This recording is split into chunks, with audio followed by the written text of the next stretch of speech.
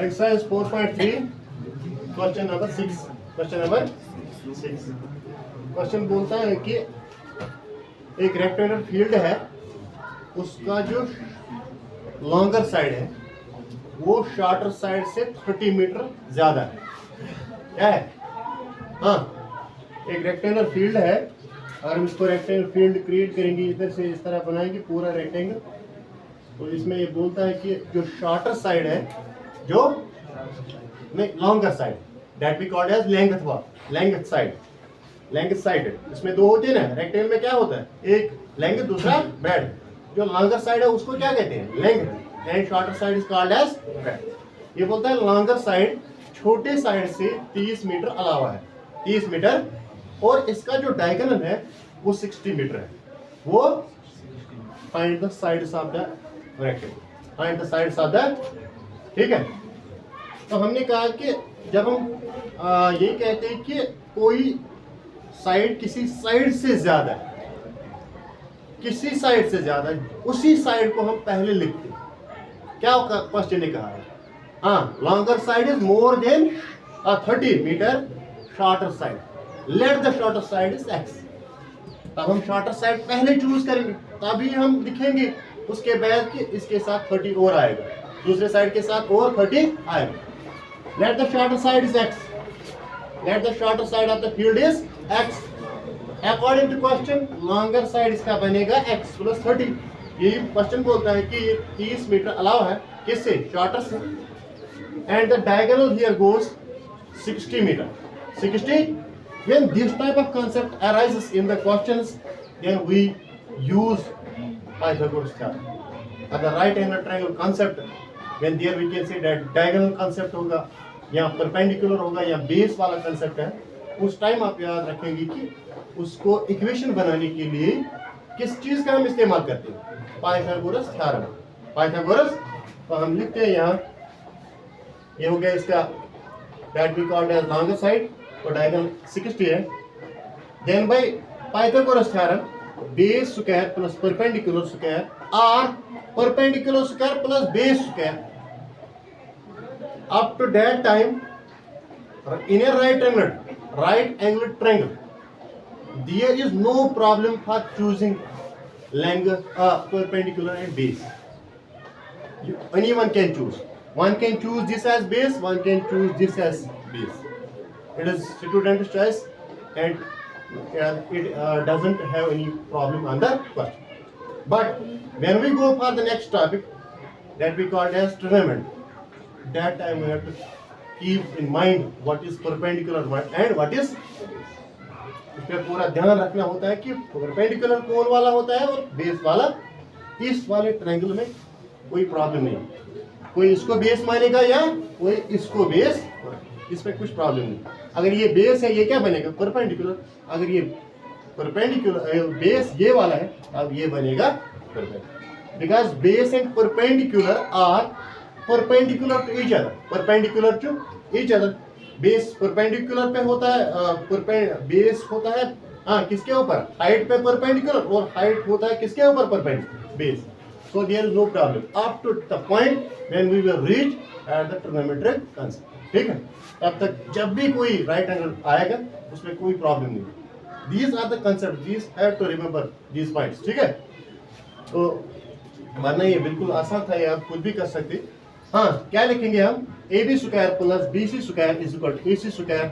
वही आ गया। ए बी का वैल्यू क्या है? X plus 30। बी सी का वैल्यू क्या है? X square is equal to 60 का होल स्क्वायर।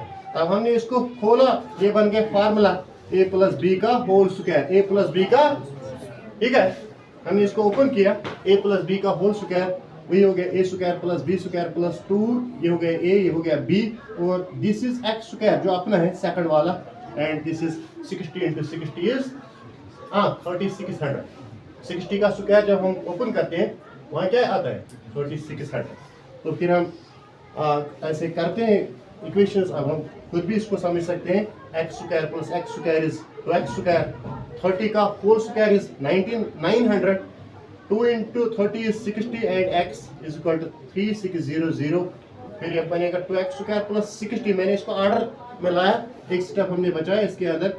60 को पहले इधर लाया, 900 बाद में लिखा, ये इधर था 3600 पॉजिटिव, इधर आएगा क्या बनेगा negative. That the final equation goes here that we called as 2x square plus 60x minus 2700। अब यहाँ एक पॉइंट ध्यान आप रखेंगे, इधर जब हम इसको फैक्टराइजेशन की ट्राई करेंगे, हमें तो 2700 को नहीं फैक्टर निकालना, पहले इसको मल्टीपल करना है 2 से, फिर जाएगा वो 27 इंटू 2 विल बिकम 5400। क्या बनेगा 5400 के दरमियान हम नंबर फैक्टराइजेशन से या स्प्लिटिंग मेथड से ढूंढना मुश्किल है। So for these situations when the numbers are large, go directly for the quadratic concept, go directly for the quadratical. ठीक है, जहां से आपको आएगा छोटा नंबर होगा, छोटी नंबर वाली इक्वेशन होगी, तो वहां हम फैक्टराइजेशन करेंगे या स्प्लिटिंग करेंगे। अगर बड़ा नंबर आ गया इक्वेशन का, तो वहां से हम डायरेक्ट क्या करते हैं, क्वाड्रेटिक फार्मूला का इस्तेमाल करते हैं, इसीलिए ये रूल्स है। ठीक है, तो यहाँ जो क्वेश्चन ऑफ 7 है, ये कंसेप्चुअल क्वेश्चन है, आप ध्यान रखिए। ये क्या बोलता है, ये बोलता है कि difference of two squares, difference of is 180। बस इतना इसमें गिवन है, यही एक कंडीशन है। ठीक, और आपको क्या करना है, इसके साइड्स निकाल के देंगे, यानी sides of the squares when the difference of two squares is 180, इतना सिर्फ गिवन है। तो हमें नहीं, और एक कंडीशन इसके साथ है, one more condition is there, ये जो square of smaller number is 8 times the larger number, 8 times the larger number, not larger number square. ठीक है, ये दो कंडीशंस आप ऑब्जर्व करो। Difference of two squares is 180, एक कंडीशन।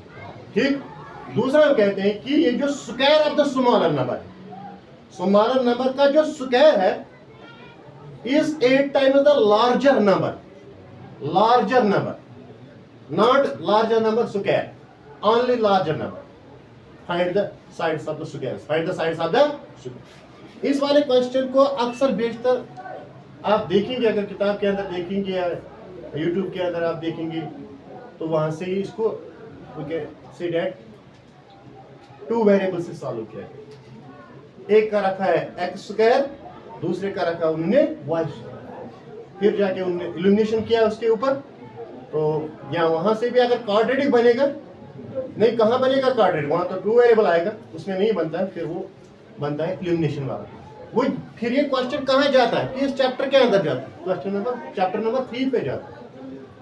अगर हम इसको पर्टिकुलरली इस क्वेश्चन को पूरा गौर से देखेंगे, तो फिर इसके ऊपर होगा कि आपको ये स्प्लिट करना है 1 वेरिएबल से ही, क्योंकि इसीलिए ये क्वेश्चन इसमें आया, वरना ये क्वेश्चन उसमें भी आ सकता है।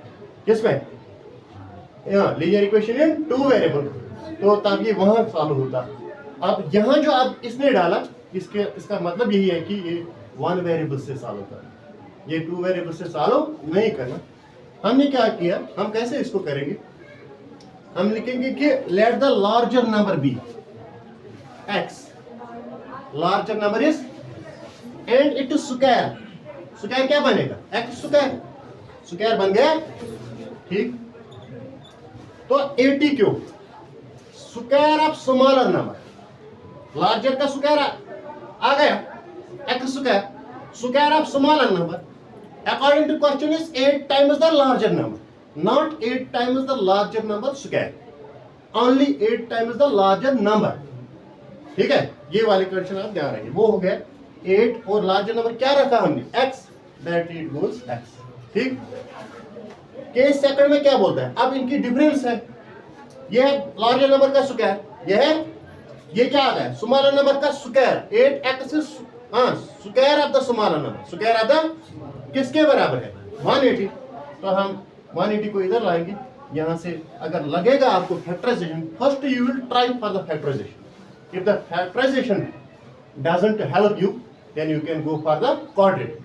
But point of remembrance is here is that when the number is bigger, large numbers A and C are large, then you can directly go for हाँ, without wasting your time you can use quadratic concept, ठीक है।